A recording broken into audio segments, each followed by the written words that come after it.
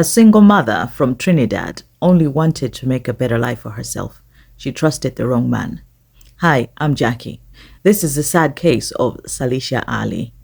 In 2023, Salisha met a man named Rupchand Simbo. He was 74 years old. According to Salisha's mother, she discouraged the relationship because of the large age gap. But Salisha reportedly told her mother that she wanted to make a better life for herself and her children, because Salisha was a single mother of 3, and she believed that Rupchand would help her achieve that. In 2024, the two got married. Soon after, Salisha moved to the United States to live with Rupchand in New York City. However, her mother later said that once Salisha arrived in New York, things began to change. She claims Rupchand became very controlling and did not want Salisha to work or to go out. Then in July 2025, Salisha suddenly went missing. Rupchand called the police and reported his wife missing.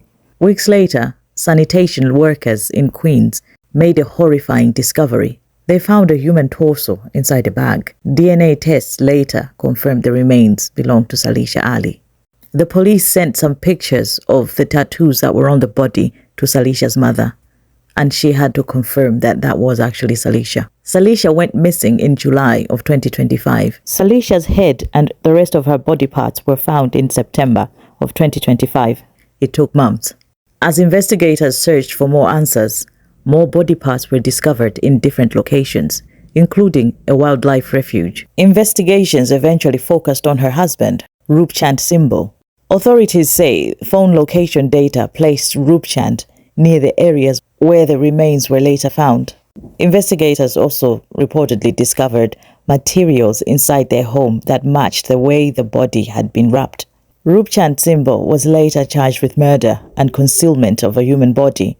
However, he has pleaded not guilty, and the case is still moving through the courts. The tragedy has left many people heartbroken, especially because Salisha left behind children and the family still searching for justice.